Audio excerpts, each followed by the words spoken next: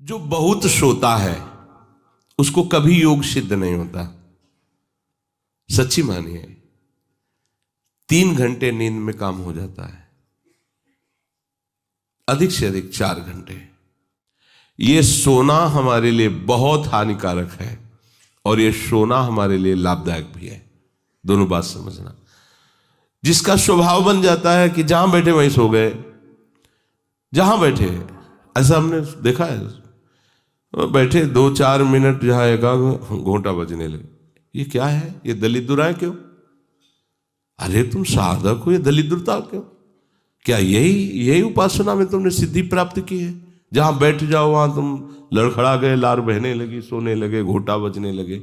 ये दलिद्रता है, ये तमोगुणी है। ऐसा नहीं। एक बार नींद को समय दिया है, 3 घंटे 4 घंटे, आ जाए तो आ जाने, उसको निमंत्रण नहीं देना, राधा राधा राधा, और जग कर फिर वैसे ही अपनी दिनचर्या। कोई भी फर्क नहीं पड़ना। आप अभ्यास कीजिए, कोई फर्क नहीं पड़ेगा। कई दिन बराबर जगने पर भी आपकी दिनचर्या पे कोई फर्क नहीं पड़ेगा। जो अपना स्वभाव बिगाड़ रहे हैं वो अपना नाश कर रहे हैं। अधिक पड़े हैं, सो रहे हैं, ये ठीक बात नहीं है। बार बार जो अधिक पड़े रह करके सोने का अभ्यास किए हैं, वो कहीं भी रहे उनको बार बार नींद सताएगी। पड़े रहने में जिनको सुखानुभूति हो रही, सोने में जिनको सुखानुभूति हो रही, वो भजन क्या करेंगे? जो ज्यादा नींद लेते हैं उनकी गाढ़ नींद कभी नहीं होती है। मतलब अब सो चुके, थक गए, ऐसा नहीं आएगा। उनको बहुत प्रकार से विघ्न पड़ने लगते हैं, स्वप्न आदि आने लगते हैं, नींद का स्वरूप लंबा हो जाता है, 10 घंटे 12 घंटे। हमको एक ने बताया था कि हम केवल भोजन के लिए उठते हैं और अपने कमरे में ही पड़े रहते हैं, 18 घंटे वो सोते हैं। वह क्या जीवन आपका है? ये जीवन है? सोना बहुत हानिकारक है। अरे हम परमार्थ के पति के, जितनी बार नाम जप कर लिए वो हमारे बैंक में जमा हो गया। सो के क्या बर्बाद करना है? 3 घंटे 4 घंटे, इसके 5-6 घंटे वो उनके लिए है जो बहुत श्रम परायण है, परिश्रम करते हैं शरीर से, साधक के लिए नहीं। 3 घंटे पर्याप्त है। आप अभ्यास करके तो देखिए, 3 घंटे में आपको बिल्कुल 24 घंटे के लिए तृप्ति मिल जाएगी। हाँ बिल्कुल ठीक है, अभ्यास कर लीजिए। दिन में लेटे रहने पर भी 1 मिनट नींद नहीं। अभ्यास कीजिए। अभ्यास अमृत है और अभ्यास ही मृत्यु है। आपने जैसा अभ्यास कर लिया, अमृत का अभ्यास किया तो अमृत है, और मृत्यु का अभ्यास किया तो मृत्यु है। भोगों का अभ्यास करना, सोने का अभ्यास करना, प्रपंच में अधिक रुचि रखना, ये सब मृत्यु है। नामामृत, लीलामृत, रूपामृत, धामामृत, इसका अभ्यास करो, अमृत है ये। शरीर उसका बहुत सोने पर भी आलस्य से भरा रहेगा। आलस्य के कारण वो भजन में जे भी बैठेगा 2-4 मिनट में ही माला छूट जाएगा और नींद आ जाएगी। ऐसा दर्शन होता है। वो बहुत कोशिश करते हैं, बस ऐसे हो जाते। ये कैसे हो गया? तुम्हारा क्या अभ्यास है? ऐसे कैसे कोई हम पे ऐसे कैसे हावी हो सकता है? कोई हमारे ऊपर ऐसा कैसे शासन कर सकता है? चाहे नींद हो या काम हो या क्रोध हो, आप क्या हो? आप समझो, आप भगवान के अंश हो और आप इतना अधीन होते चले जा रहे हैं शरीर के। सत्संग हो रहा है, आप मुंह बगाड़ के सो रहे हैं। कीर्तन हो रहा है, आपको झटके नींद के आ रहे। धिक्कार है आपको जीवन को। आप साधक हो, आप उपासक हो, ये क्या हो रहा है? जहां आपको संपूर्णतया सावधान होकर चैतन्य रहना है, वो आप सो रहे हो। कैसी आपकी दिनचर्या, कैसी आपकी साधना है? आप हो क्या? विचार करना चाहिए। डांटने की विषय नहीं है, कोई तुम्हें जगाए विषय नहीं है। भगवत कृपा से जीवन में कभी अलार्म नहीं बजाया कि हमको इतने बजे उठना है, पता नहीं उठ पाए कि ना उठ पाए। अभ्यास योग युक्त चेतसा नान्यगामिना, ऐसी स्थिति हो कि हम उठ ना पाए तो बात अलग की है। नहीं, बख्शना नहीं इस शरीर को, अब भाई हमें चलो हम नहीं आ रहे, ऐसा नहीं। अगर सांस है, दम है, बिल्कुल इसको बख्शना नहीं। हम केवल आपको उपदेश नहीं कर रहे, बख्शना नहीं। शरीर के प्रति इतना प्यार नहीं दिखाना कि वो हमारे प्यारे से हमको दूर कर दे, ऐसा नहीं। ये जड़ वस्तु है, ये चैतन्य नहीं है। तुमसे ये चैतन्य है, तुम अपनी चैतन्यता को समझो, इसके अधीन हो रहे हो। ये तो बहुत बुरा लगता है जब कोई साधक सत्संग में या माला लेकर भजन करने में या पाठ करने में सो रहा है, तब लगता है। ग्रंथ सामने खोड़ा है, थोड़ा पाठ कर ऐसे ऐसे। एक जगह दर्शन कर ले जाते थे, वो भागवत का स्वाद है। वो श्री जी के सामने भागवत पढ़ते पढ़ते नाक और माथा पूरी भागवत में रख दिया, और 2500 लोग आ जा रहे हैं ऐसे। तो उनको जैसे कहते, पंडित जी श्री हरिवंश, हाँ हाँ श्री हरिवंश। अब ये हो क्या रहा है, ये क्या हो रहा है? अगर आपके अंदर नींद है तो आप चैन से 1-2 घंटे सो लिए दीजिए और फिर बैठिए, चैतन्य होकर बैठिए। ये अपमान है शास्त्रों का। आप चैतन्य घन प्रभु के वचन पढ़ रहे हैं, आपको नींद आ रही, प्रभु की चर्चा हो रही, आपको नींद आ रही। कभी विषय चर्चा में आपको नींद आई? कभी फिल्म देखने में नींद आई? नौटंकी नाटक देखने में, रिश्ते नातेदारों से बात करने में, रिश्ते नातेदारों, आपका लड़का विदेश में रह रहा हो, उसकी कोई बात बता रहा हो, आपको नींद आएगी? नहीं आएगी। लेकिन अपने परम प्राण स्वरूप आत्म स्वरूप श्री प्रियालाल की चर्चा हो रही, आपको नींद आ रही है। अब हो क्या हो, जरा विचार करके देखिए। तो ये आलस्य के कारण उसके भजन में भारी बाधा हो जाएगी। उसका योग कभी सिद्ध नहीं होगा जो अधिक सोता है। सबसे प्रार्थना है, आप अपने लिए नींद का समय निश्चित करें अपने हिसाब से, शरीर का परिश्रम देख करके। अब जैसे जो उपासक रात भर सेवा में लगे रहते हैं, हम उनके लिए कहेंगे कि चाहे दिन हो चाहे रात हो, आप 4-5 घंटे आराम से सोइए। प्रार्थना है कि सोइए, क्योंकि आप जवान साधक हैं। सोएंगे तो आपकी इंद्रियां फिर भजन में लगेंगी। आप अपने को देखिए, यदि आप कोई सेवा बल वाली नहीं करते हैं तो 4 घंटे से ज्यादा आप नहीं लें। अच्छा उपासक 3 घंटे में हो जाता है। अब आप लोग देख लीजिए, अपनी एक दिनचर्या में नींद का समय आप निश्चित कीजिए, और जो निश्चित कीजिए उसे कम से कम 10 वर्ष तो निभाइए। यहां 2-4 दिन में दिनचर्या बदल जाती है, ऐसे नहीं होना। साधु का ऐसा नहीं होता। कुछ नियम लो तो 10-5 वर्ष तो चलो, 2-4 दिन में सब फिसल जाते हो, क्या फायदा है? एक नियम लो, हम इतने घंटे सोएंगे, हम छूट देते हैं आपको। आप अपने आप ने नियम लो कि हमारा इतने घंटे में हो जाएगा। उस घंटे को आप लिख लो अपने सामने कि मुझे इतने घंटे केवल सोने के लिए सत्संग में अनुमति है, क्योंकि हमने वहां इतना नियम लिया था। आप ले, बताने की जरूरत नहीं। आपके द्वारा लिया हुआ नियम फिर आपसे कभी नहीं टूटना चाहिए। स्वीकार करो आप अंदर से कि आप इतना सोएंगे,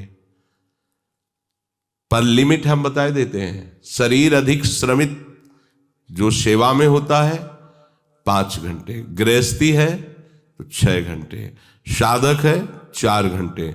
भजनानंदी को कहना ही नहीं पड़ेगा, 3 घंटे में हो जाता है। इसी के अंतर्गत आप चयन कर लीजिए। 6 से 7 में मत बढ़ना, क्योंकि सत्संगी हो, इतना भारी श्रम तुमसे नहीं होता। बलराम ब्रजवासी है, 20 वर्ष की बात बता रहे हैं, एक दिन की नहीं, 20 वर्ष की नित्य दिनचर्या से वृंदावन की परिक्रमा, और कितनी मेहनत से चक्की चला करके 150 रुपया करके घर परिवार चलाना, संत सेवा करना, सत्संग सुनना, ये सब गृहस्थ है, परिवार है, भागे घूम रहे हैं परमार्थ के लिए, नंगे पैर पूरे वृंदावन। 20 वर्ष पानी गिरे, पत्थर गिरे, कोई मतलब नहीं। इतनी इतनी एड़ी फट गए एकदम। अब उनको क्या कहोगे? साधु नहीं कहोगे तो क्या कहोगे? ब्रजवासी हैं, रात दिन प्रभु का नाम स्मरण, सत्संग, परिक्रमा सब कर, और मेहनत उठा उठा के बोरा भर बेचना, उसमें कहीं 10, 20, 50 रुपया बचा लेना, परिवार का पोषण करना। आपके लिए तो कोई सेवा ऐसी नहीं मेहनत वाली, फिर आप इतना लंबा सफर कैसे सो सकते हैं? वो गृहस्थ होते हुए 2-2:30 बजे जगते हैं, तब अपनी दिनचर्या पूरी करते हैं। हो सकता है रात्रि के 10-11 बज जाते हो, दिन में वो चक्की में रहते, कब सोते होंगे? और 20 वर्ष की दिनचर्या हम उसकी बता रहे हैं। आप विचार करो, आप साधक हैं, आप विरक्त हैं, या आप संसार से निवृत्त होकर वृंदावन वास करें, आप कितना सोते हैं? ये बंद करो, शरीर को सुखी करना बंद करो। ये शरीर को सुख देने की बात महादुख मोल लेना है। निश्चित करो आप अपने समय को सोने का। कर लिया? कर लिया? हाँ, अपना समय निश्चित करो। जो समय निश्चित किया हो 4 घंटे, 5 घंटे, 6 घंटे, ये धाम है, यहां झूठ नहीं चलेगा।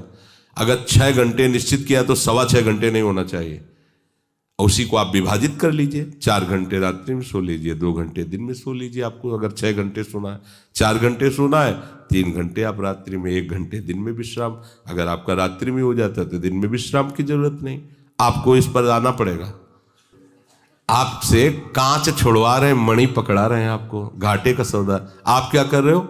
मणि देकर कांच खरीद रहे हो, और आपका कांच छुड़वा के मणि।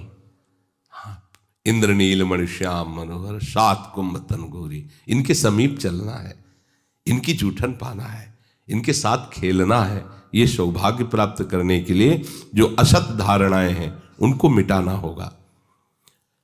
जागृतो नैव चार्जुन, ये तो अधिक सोने वाले की बात हुई। अब कह रहे हैं अधिक जागने वाले को भी सिद्धि प्राप्त नहीं होती। जो बिल्कुल सोता ही नहीं है, ऐसे होते हैं। पूरी पूरी रात चली गई नाम कीर्तन में, पूरी पूरी रात चर्चा में चली गई, 2-2, 3-3 जन केवल बैठ गए और प्रभु की पूरी रात चली गई। सामने योग वासिष्ठ रखा हुआ है, उसी पे चर्चा हो रहा है। कैसा नशा! तो आप क्या समझो, उसमें नींद आएगी क्या? जो इंद्रियों को खुराक मिलनी चाहिए वो मिल जाती है। बड़े बड़े महापुरुषों को देखो, राय रामानंदाचार्य जी, राय राम, उसका आता है ना महाप्रभु चैतन्य देव, पूरी पूरी रात चर्चा हो रही, पूरी पूरी रात कीर्तन हो रहा है। क्या होता कि सुबह सब ऐसे लुढ़के हैं नींद में? नहीं, यहां उनकी बात हो रही है जिनकी अभी रुचि भजन में नहीं हुई है। उनको समय से सो जाना चाहिए, समय बर्बाद नहीं करना है। जो नींद का समय दिया है उसमें नींद आए या ना आए, हमें सोने के लिए नहीं लेटना है। जब लेटे, देखा हाँ इस समय से इतना समय लेटने में देना है, नाम शुरू किया, तन्मय हो गए। जब नींद आई, जब आंख खुली बस फिर मंत्र में तन्मय, फिर लग गए। ये भजन है, इसको ऐसे प्रमाद में मत डालिए। यहाँ दिनचर्या हो गई, अब पड़े हैं, करवट बदल रहे हैं, समय निकलता चला जा रहा है, आज सत्संग में क्यों नहीं आए, सो गए थे, ऐसा नहीं होना चाहिए। जो बिल्कुल नींद नहीं लेता उसका अभ्यास ठीक नहीं होगा, वो निरंतर भजन में बाधा पहुंचा देगा। जो ऊंचाई पर चढ़े हुए महापुरुष हैं वो सत्संग और नाम कीर्तन और भगवत चिंतन से ऐसी सामर्थ्य प्राप्त कर लेते हैं कि वो कई दिन भी ना सोए तो उनको विक्षेप नहीं होगा कि परेशान है, इनको तो नींद ही नहीं आई है। क्योंकि उनके जागने में इंद्रियों को वो सब मिल जाता है जो सांसारिक पुरुष को नींद में इंद्रियों को विश्राम मिलता है, उनको भजन में मिल जाता है। परंतु उस स्थिति तक पहुंचने के लिए समय से सोना आवश्यक है। जब विश्राम और इंद्रियों को खुराक नींद की मिल जाती है तो वो भजन में हमारा ज्यादा सहयोग करते हैं। इसलिए उचित समय निश्चित करो नींद का, और उतना ही आप उसको शयन के लिए दो, नींद आए या ना आए, ठीक समय पर उठ जाओ। उठने की प्रवृत्ति का होता है कि सबसे पहला काम, जहां आपकी घड़ी पे दृष्टि गई कि हमारा समय उठने, तो सबसे पहले बिस्तर से हट जाओ। आप ओढ़े हो उसको तुरंत हटाओ। गर्मी है, आप पंखा एसी जो भी चला, तुरंत पहले उसको बंद करो। सुविधाओं को पहले हटाओ, फिर बैठ जाओ। कुछ देर नाम जप, गुरुजनों का चिंतन, फिर अपनी दिनचर्या प्रारंभ। जो कंबल में ऐसे रजाई में ओढ़े ओढ़े ही सोच रहे अभी तो 2 बजने में 10 मिनट बकाया, 10 मिनट में उठ जाएंगे, तो ऐसा वो विक्षेप हो जाएगा कि वो 2 घंटे आपको समझ में नहीं आएंगे। फिर 4 बजे आप उठो, 4 तो 4, बहुत गलती हो गई। ऐसे नहीं किया जाता। अपने लोगों ने ऐसे अभ्यास नहीं किया, तुरंत फेंको, तुरंत खड़े हो गए। पता है कि बैठेंगे तो नींद आई जाएगी, चलते हुए भगवत स्मरण कर रहे हैं, जल पिया, शौच स्नान अपनी दिनचर्या में। ये चित्त हमारे वश में नहीं, हम चित्त के वश में है। जो चिंतन कराता है हम वही। कल एक उपासक प्रश्न कर रहे थे कि कभी कभी हमारा मन कहता है हम निहाल हो गए, कभी कभी मन हमको कहता कि कुछ नहीं मिला। तो तुम मन को गुरु माने हो क्या? मन को आराध्य देव माने हो क्या? मन को अपना मित्र माने हो क्या? ऐसे सलाहकार की क्या बात कि कभी कभी कहता है तुम जीवन मुक्त हो गए, कभी कभी कहता है तुम विषयी हो। उसकी बात थोड़ी माननी। वो अपनी स्थिति बता रहा है, मन तुम्हारी स्थिति नहीं बता रहा है। जब कभी भगवदानंद में तो मन कहता निहाल हो गया, और जब विषयानंद में तो लगता मैं फंस गया। तो तुम उसको देखने वाले हो, तुम उसको चलाने वाले हो, तुम ही से वो चल रहा है तुम्हारी शक्ति से, तो तुम रो काहे को रहे हो, व्यथित क्यों? मतलब कोई भी प्रश्न करने के पहले आपने चिल्ला के रो दिया, अब सब प्रश्न का रहस्य नहीं मिल पाएगा आपको, क्योंकि पहले ही देख लिया कि आप नहीं। गंभीर, किसी संत के पास जाने के लिए पहले गंभीरता पूर्वक प्रश्न करो। कोई भावुकता की बात आ रही है, आप रो देते हो तो अच्छी बात है। अब आप प्रश्न कर रहे हो, पहले तो चिल्ला चिल्ला कर रो रहे हो, पूरा वातावरण जो है आपने गंभीरता से रहित कर दिया। और दूसरी बात, आप समझोगा कि क्यों रो रहे हो। अगर प्रियाजू की प्राप्ति के लिए तो सभा में चिल्ला के रोने की जरूरत क्या है?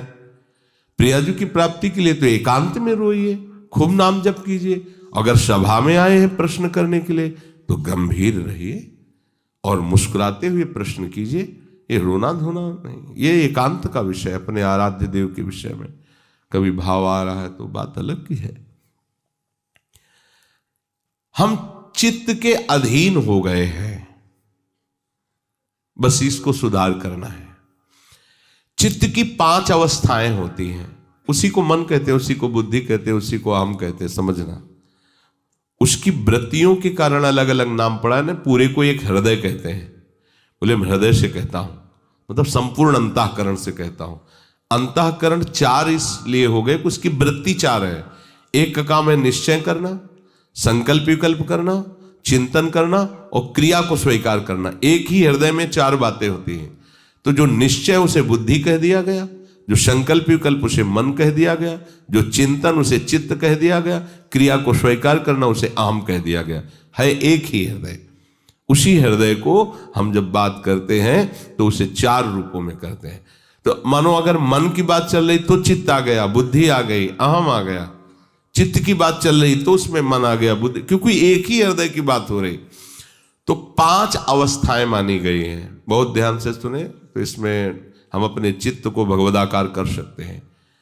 चित्त की 5 अवस्थाएं शास्त्रों में ब्रह्म ऋषियों ने मनन करके पाया है। मूढ़ता, मूढ़ अवस्था, क्षिप्त अवस्था, विक्षिप्त अवस्था, एकाग्र अवस्था और निरुद्ध अवस्था। ये 5 अवस्थाएं पाई गई हैं। इनमें 2 से भजन नहीं होता।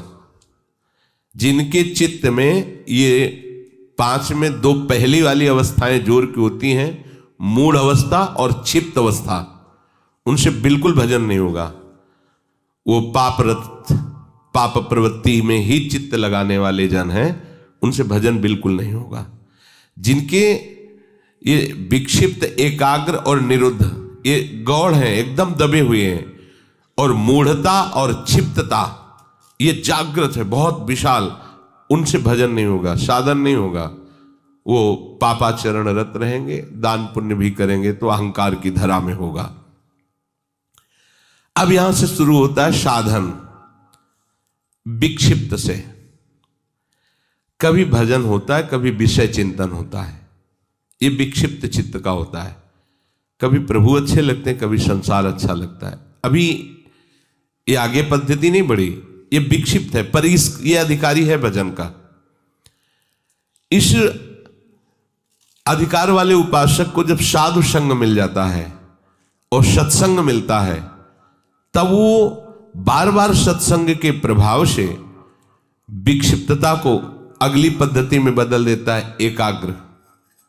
अब वो एकाग्र होने लगता है कि मेरे जीवन का उद्देश्य केवल भजन है, केवल प्रिया प्रीतम की प्राप्ति है।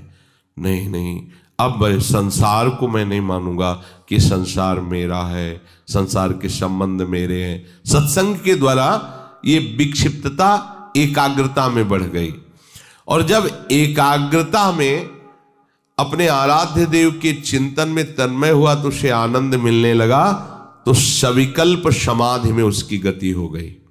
सविकल्प, अभी विकल्प चल रहा है पर वो सम अवस्था को प्राप्त हो रहा, आनंद का अनुभव होने लगा। विक्षिप्त से भजन प्रारंभ होता है, एकाग्रता में उसको आनंद का अनुभव होने लगता है, और आगे है निरुद्ध अवस्था, चित्त के चलने की गति ही खत्म हो गई, अपने आराध्य देव में चित्त फंस गया, निरुद्ध हो गया। इसे कहते हैं निर्विकल्प समाधि। आप कोई कल्पना नहीं रह गई, केवल सम अवस्था, भगवदाकार वृत्ति, परमानंदमय। अभी ये चित्त प्रिया प्रीतम में हो गया। क्षिप्त अवस्था और मूढ़ अवस्था ये भजन नहीं होने देते। विक्षिप्त अवस्था से भजन प्रारंभ होता है, एकाग्रता में भजन का सुख मिलता है। इसके आगे जब एकाग्रता ऐसी बढ़ती है कि अपने आराध्य देव के सिवा कुछ चिंतन ही नहीं करता चित्त, तो उसे निर्विकल्प समाधि कहते हैं। वो हर समय आओ, स्वामी जी महाराज कह रहे चित्त न डुला इतुत, आओ समाधि भीतर। अब वो उठते बैठते चलते फिरते क्रियारत होते हुए भी समाधि में रहता है। अपने आराध्य देव में चित्त निरुद्ध हो गया, अब चित्त पंग हो गया, अब हटाने से भी नहीं हटेगा। तो चित्त की सार्थकता है निरुद्ध अवस्था में पहुंचने की। गोपीजन इसी अवस्था की महापुरुष है, सब क्रियाएं घर की हो रही है और मुरारी पादार्पित चित्त वृत्ति। अम्बरीश जी इसी अवस्था के महापुरुष हैं, सम्राट पद पर हैं, लेकिन सावई मना कृष्ण पदार विंदयो, निरुद्ध हो गया मन प्रभु के चरणार विंद में। यदा विनियतम चित्त मात्मन्ये वावतिष्ठते, जिस काल में चित्त आखिरी अवस्था को पहुंच जाता है, निरुद्ध अवस्था। एकाग्रता में भी पहुंचना बहुत बड़ी सिद्धि है, पर अपने लोग जो सब हैं विक्षिप्त अवस्था में है। कभी संसार का आकर्षण, कभी प्रभु का आकर्षण। लेकिन मूढ़ता और क्षिप्तता में प्रभु का आकर्षण होता ही नहीं है, वो उसी में लगा रहता है प्रपंच में। बस लड़का बच्चा परिवार खाना कमाना, धर्म से धन आवे या अधर्म से आवे, इसका कोई भेद उनके अंदर नहीं। धन आना चाहिए, भोग सामग्री मिलना चाहिए। जो विक्षिप्त अवस्था से भजन प्रारंभ होता है वो संत संग से एकाग्र होता है, और भजन का जहां आनंद मिला वो निरुद्ध हो जाए, फिर छोड़ नहीं सकता। फिर तो चित्त प्रभु के चरणों में, या चित्त चोर ने चित्त को चुरा लिया। ये जो स्थिति है उसे कह रहे हैं विनियतम चित्तम यदा। यदा माने उस समय जिस काल में चित्त निरुद्ध अवस्था को प्राप्त हो जाता है, वो स्थिर हो जाता है अपने स्वरूप में, आराध्य देव में। चित्त भगवदाकार हुआ कि अपना वपु अनुभव में आ जाता है, जो स्वरूप है सहचरी वपु। सहचरी वपु अपने आराध्य देव के समीप ही होती है, इसलिए आराध्य देव अलग से ध्यान में नहीं आते, अपने को वहीं देखता है, प्यारी जो प्यारे जो के समीप। जब राधिका श्याम प्रसन्न भये, तब नित्य समीप सु खैंच लये, और हरिवंश समीप सदा तिनके, सुख संपत्ति दंपति जो जिनके। तो हम अभ्यास करें, हमारा चित्त विषयों में विक्षिप्त न हो, प्रभु के नाम रूप में एकाग्र हो, और ऐसा एकाग्र हो कि फिर चलायमान ही न हो, अर्थात निरुद्ध हो जाए, तो हमारी स्थिति प्रिया प्रीतम की समीपता का अनुभव करने लगे।